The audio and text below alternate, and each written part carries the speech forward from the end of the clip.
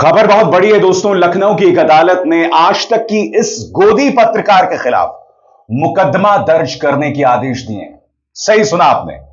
Retired IPS officer Amitabh Thakur की शिकायत पर, जी हां, उस शिकायत पर जिस पर उत्तर प्रदेश पुलिस ने एफआईआर दर्ज करने से मना कर दिया। मामला अदालत पहुंचता है, अदालत इसका संज्ञान लेता है, अमिताभ ठाकुर की गवाही होती है और उसके बाद जैसा कि आप देख सकते हैं इस खबर में, आज तक की इस पत्रकार के खिलाफ मुकदमा दर्ज करने का आदेश, यानी कि क्रिमिनल केस चलाने का आदेश दिया गया है। सरल शब्दों में खबर आपके स्क्रीन पर। उत्तर प्रदेश की लखनऊ जिले की एक अदालत ने आज तक की एंकर अंजना ओम कश्यप के खिलाफ मुकदमा दर्ज करने का आदेश दिया है। मामला उनके शो ब्लैक एंड व्हाइट के उस एपिसोड से जुड़ा है जिसका टाइटल था भारत विभाजन का मकसद पूरा क्यों नहीं हुआ, जो 14 अगस्त 2025 को प्रसारित हुआ था। यह आदेश पूर्व आईपीएस अफसर अमिताभ ठाकुर की शिकायत पर दिया गया। शिकायत में आरोप लगाया गया कि यह प्रोग्राम पूरी तरह से गैर जरूरी था, बेहद खराब यानी पुअर टेस्ट में बनाया गया था और इसका एकमात्र मकसद दो समुदायों को बांटना था। इंतजार कीजिए दोस्तों, मैं आपको बतलाने वाला हूं कि राहुल गांधी की मलेशिया यात्रा के खिलाफ किस तरह से भारतीय जनता पार्टी एक बयान देता है और बिल्कुल उसी लाइन पर चलकर गोदी मीडिया, चाहे अंबानी का न्यूज चैनल हो या अडानी का न्यूज चैनल, वो सुपारी लेकर राहुल पर निशाना साध रहे हैं। उसकी चर्चा की जाएगी, मगर यह मामला बहुत बड़ा है दोस्तों, आपको समझना पड़ेगा। अमिताभ ठाकुर उत्तर प्रदेश पुलिस के पास पहुंचते, उत्तर प्रदेश पुलिस उसका संज्ञान नहीं लेती, वो अदालत जाते हैं। यहां दो चीजें हैं, यह जो मुकदमा चल रहा है वो अदालत की आदेश पर चल रहा है। सबसे बड़ी बात, पुलिस बिल्कुल सहयोग नहीं कर रही थी। यहां पर ऐसा नहीं हुआ कि किसी समाजवादी पार्टी के कार्यकर्ता ने शिकायत की और उस पर मुकदमा चलने लगा, नहीं। यहां पर अदालत ने जो है संज्ञान लिया। अदालत ने कहा मुकदमा चलेगा। और शिकायत किसने की? शिकायत की retired IPS officer Amitabh Thakur, वो व्यक्ति जिसने मुख्यमंत्री आदित्यनाथ से लेकर पूर्व मुख्यमंत्री अखिलेश यादव दोनों से लोहा लिया था। फर्क यह है, आपको याद होगा दोस्तों, एबीवीपी के कार्यकर्ता की शिकायत के आधार पर असम पुलिस ने मेरे खिलाफ 3 धाराओं में केस कर दिया था, जिसमें धारा 152, 196 और 197, जिसे मैं चुनौती दे रहा हूं, वो एक अलग मुद्दा है। मगर यहां पर अदालत ने संज्ञान लिया और अदालत ने मुकदमा दर्ज किया। यह वो शो था दोस्तों। देखिए, इस शो में यह कहा गया कि भाई 4 करोड़ मुसलमान, सिर्फ 96 लाख गए और विभाजन का मकसद पूरा नहीं हुआ। सबसे शॉकिंग, यह विवादास्पद कार्यक्रम आता है स्वतंत्रता दिवस की पूर्व संध्या पर। क्या मायने स्वतंत्रता दिवस की? अंग्रेजी हुकूमत से हमें आजादी मिली, एकता का संदेश। मगर गोदी मीडिया इस कदर गिर गया है दोस्तों, इस कदर गिर गया है कि स्वतंत्रता दिवस की पूर्व संध्या पर इस तरह के प्रोग्राम चलाए जा रहे थे। और सबसे बड़ी बात, मोहतरमा ने अपने शो में जिस तरह का ताना मारा था वो भी सुना जाए। ये तस्वीरें बांग्लादेश की है, जहां आज भी हिंदुओं को मारा जाता है और उनके घरों में तोड़फोड़ होती है। लेकिन फिर भी एक खास वोट बैंक की राजनीति करने वाले नेता ये कहते हैं कि भारत में मुसलमान सुरक्षित नहीं। दोस्तों, अमिताभ ठाकुर की शिकायत में बाकायदा मोहतरमा ने क्या क्या कहा उसका भी जिक्र है आपकी स्क्रीन पर। इस प्रोग्राम में आज तक की गोदी मीडिया एंकर ने कहा, यह विभाजन धर्म के आधार पर हुआ, लेकिन मैं आपको बड़ी स्क्रीन पर दिखाती हूं, जिस मकसद से विभाजन किया गया था वो मकसद कभी पूरा ही नहीं हुआ। इसका मकसद क्या था और वो मकसद पूरा हुआ। कुल 96 लाख मुसलमान पाकिस्तान गए और 83 लाख हिंदू भारत आए। उस वक्त भारत में मुसलमानों की आबादी लगभग 4 करोड़ थी, लेकिन इसके बावजूद सिर्फ 96 लाख मुसलमान पाकिस्तान गए। क्यों किया जा रहा था यह शो? स्वाभाविक सी बात है दोस्तों, यहां पर एक पॉलिटिकल प्रोपेगेंडा दिखाई देता है और यह पॉलिटिकल प्रोपेगेंडा सिर्फ एक पॉलिटिकल पार्टी को सूट करता है, भाता है, और वो है भाजपा। यही हो रहा है दोस्तों, भाजपा का प्रोपेगेंडा और फिर गोदी मीडिया उस पर काम करता है। वरना स्वतंत्रता दिवस की पूर्व संध्या पर यह करने की कतई जरूरत नहीं थी, मगर यह सब हो रहा था। समानांतर तौर पर राहुल गांधी मलेशिया की यात्रा पर हैं साहब। पूरा गोदी मीडिया अब शुरू हो गया है। और याद कीजिएगा, यह मुद्दा सबसे पहले किसने उठाया था? यह मुद्दा उठाया था अमित मालवीय ने। भारतीय जनता पार्टी के प्रचार तंत्र का मुखिया जो दर्जनों बार झूठ बोलते हुए पकड़ा गया है, उसके बाद रविशंकर प्रसाद जो है प्रेस कॉन्फ्रेंस करते हैं और मैं आपको बताता हूं उसमें वो क्या कहते हैं। अच्छा होता राहुल गांधी कर्नाटक जाते, पंजाब जाते, किसानों से मिलते। राहुल गांधी जहां हैं उनकी छुट्टी उनको मुबारक हो, वो कैजुअल पॉलिटिशियन हैं, वे अपना ब्रेक मनाएं। सुनिए क्या कह रहे हैं माननीय रविशंकर प्रसाद कि उन्हें पंजाब में होना चाहिए, सुना जाए। अच्छा होता राहुल गांधी कर्नाटक जाते, अच्छा होता राहुल गांधी पंजाब जाते, वहां डूबे हुए हैं किसान, परेशानी में। राहुल गांधी जहां है उनकी छुट्टी उनको मुबारक। मैं क्या बोलूं, जब कोई कैजुअल पॉलिटिशियन होता है ये तो होना ही था। अब बहुत काम कर लिया, let me have a break. Rahul Gandhi, let me gently remind you, in public life there is no break. If you are a leader you have to be available for the people's cause. चलिए अपना break मनाएं। प्रधानमंत्री नरेंद्र मोदी पर इतना दबाव बना तब जाकर वो पंजाब में है। आज वो पंजाब में है। इतना दबाव बनाने के बावजूद, और सबसे बड़ी बात, अब तक उनका एक भी बयान, सही सुना आपने, एक भी बयान पंजाब की बाढ़ पर नहीं आया है। देश के गृह मंत्री अमित शाह जम्मू जाते हैं मगर साहब पंजाब नहीं जा पाते हैं। क्या यह सवाल भारतीय जनता पार्टी से नहीं पूछा जाना चाहिए? गोदी मीडिया को यह सवाल नहीं पूछना चाहिए? राहुल गांधी छुट्टी ले रहे हैं और उसको लेकर प्रोपेगेंडा चलाया जा रहा है कि भाई राजनेताओं को छुट्टी नहीं लेनी चाहिए। क्या इन लोगों ने कभी सवाल किया कि प्रधानमंत्री नरेंद्र मोदी आजाद भारत के इतिहास में वो प्रधानमंत्री हैं जो अपनी विदेश यात्राओं को इतना तरजीह देते हैं? ये वो शख्स हैं जिन्होंने विदेशी जमीन पर जाकर डोनाल्ड ट्रंप के लिए वोट भी मांगा, इस तरह से। अब की बार ट्रंप सरकार। तो मैं आपसे पूछना चाहता हूं, बावजूद उसके ट्रंप ने हम पर 50% टैरिफ क्यों लगाया? क्या गोदी मीडिया सवाल करता है? गोदी मीडिया अब भी राहुल गांधी से सवाल कर रहा है। अंबानी के न्यूज चैनल की पत्रकार जिन्होंने प्रधानमंत्री से इंटरव्यू में पूछा था कि आप कौन सा टॉनिक लेते हैं, देखिए क्या कह रही हैं। इसी छुट्टी को लेकर आज गूंज है, बहस होगी। बहस क्या है भाई? बहस यह है कि क्या भारतीय राजनीति में अजय बनने के लिए ये छुट्टी वाली सोच से रिश्ता तोड़ना होगा? क्या नेताओं को छुट्टी लेना चाहिए कि नहीं चाहिए? क्या नेताओं को ब्रेक लेकर रीथिंक करने की जरूरत होती है कि नहीं होती? या फिर राहुल गांधी का छुट्टी पर जाना भारत के सियासी पैटर्न में सेट नहीं होता है? अच्छा, एक नई बात चली है, पता नहीं आपने सुना नहीं सुना।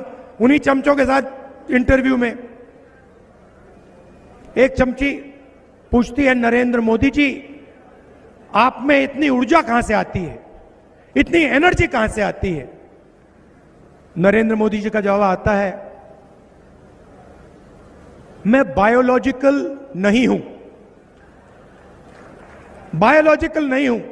और आगे बढ़ने से पहले एक जरूरी संदेश, मेरे कार्यक्रमों के लिए आप नोटिफिकेशन का इंतजार मत कीजिए। मेरे चैनल में जाइए और खुद जाकर कार्यक्रम देखिए और रहिए अपडेटेड। और हां, ज्वाइन कीजिए मेरा चैनल। देखिए यह जरूरी संदेश। स्वतंत्र और आजाद पत्रकारिता का समर्थन कीजिए, सच में मेरा साथी बनिए। बहुत आसान है दोस्तों, इस ज्वाइन बटन को दबाइए और आपके सामने आएंगे ये 3 विकल्प, इनमें से एक चुनिए और सच के इस सफर में मेरा साथी बनिए। सबसे बड़ी बात, अडानी के न्यूज चैनल की भाषा देखिए साहब। यह राहुल गांधी की बगावत है कि वो छुट्टी लेंगे, खासकर उनके सामने काम में व्यस्त एक ऐसे प्रधानमंत्री हैं जो पंजाब जा रहे हैं। सुना जाए क्या कहा जा रहा है, फिर मैं इन दोनों बयानों की चर्चा करने वाला हूं। Rahul's inner circle likely believes these trips are a signal of defiance, a way to say he won't bend to the expectations set by a workaholic prime minister who, by the way, heads to flood-hit Punjab tomorrow. जैसे मैंने कहा दोस्तों, इनमें से कोई यह सवाल नहीं पूछेगा कि प्रधानमंत्री नरेंद्र मोदी जो अपनी विदेश यात्राओं को इतनी तरजीह देते हैं, भारत को उससे क्या हासिल हुआ? बताइए।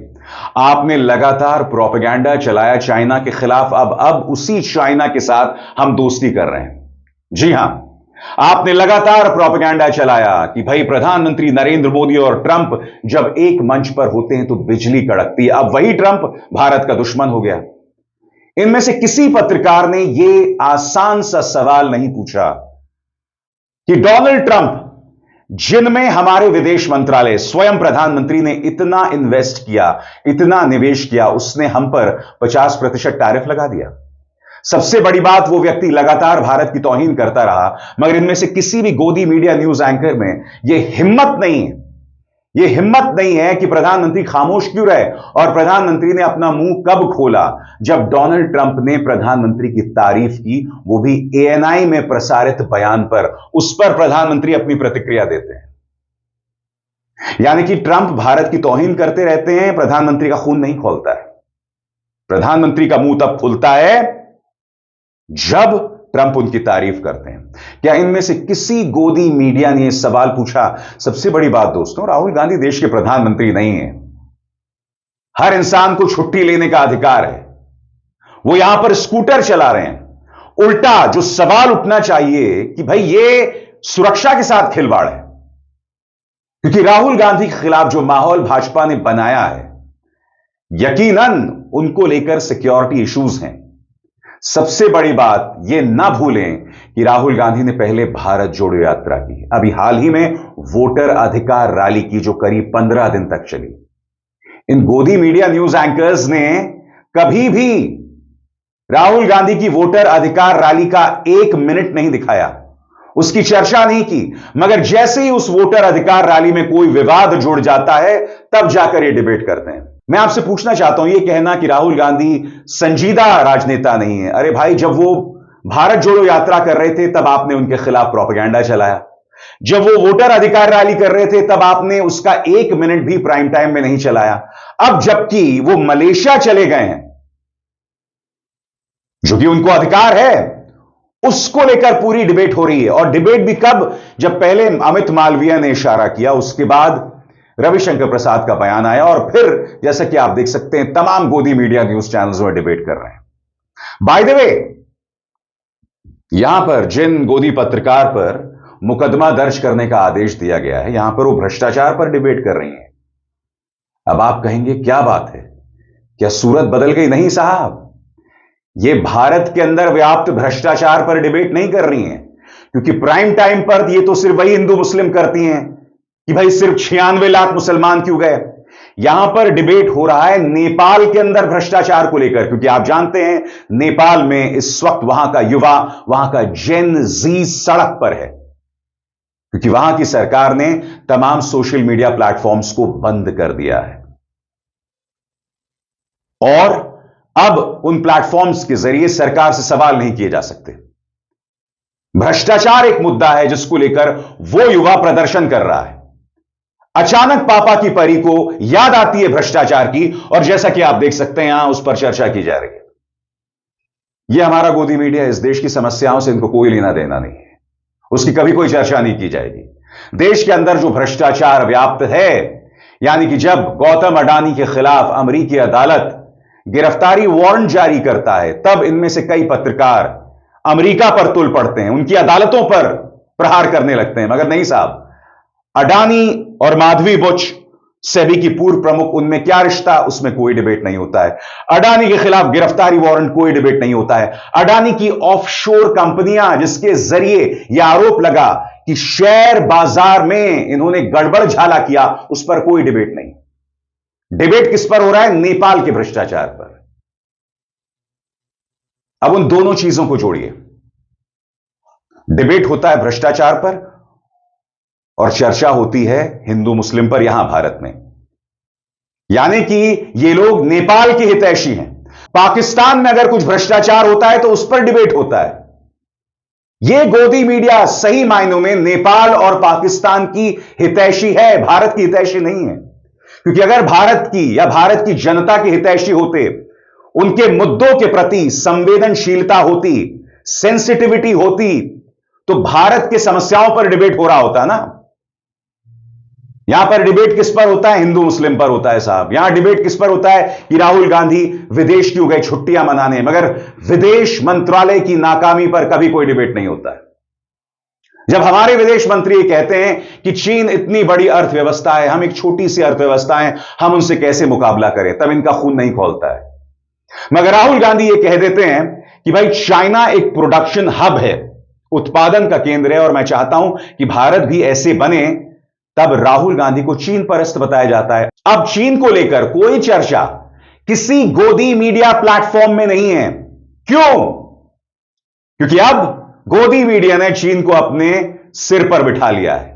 अब चीन इनका पौपौ बन गया है, इसीलिए अब चीन पर प्रहार नहीं होगा। यह बात अलग है कि चीन के नाम पर तुमने न्यूज क्लिक पर रेड मारी, उनके संपादक प्रवीर पुरकायस को आतंकवाद की धाराओं में जेल में डाल दिया, मुझ पर प्रहार किया, मेरे खिलाफ दूषित प्रहार चलाया, दुष्प्रचार चलाया, जिसका कोई प्रमाण, कोई जमीन नहीं थी। इसीलिए मैं अपने मंच पर गोदी मीडिया को एक्सपोज करता हूं। इसीलिए इस महिला पत्रकार, इस गोदी मीडिया पत्रकार पर जो मुकदमा दर्ज करने का आदेश उत्तर प्रदेश की अदालत ने दिया है, वो भी retired IPS officer Amitabh Thakur की शिकायत पर, वो एक अहम खबर है जो जनता तक पहुंचाना बेहद जरूरी है। अभिसार शर्मा को दीजिए इजाजत। नमस्कार।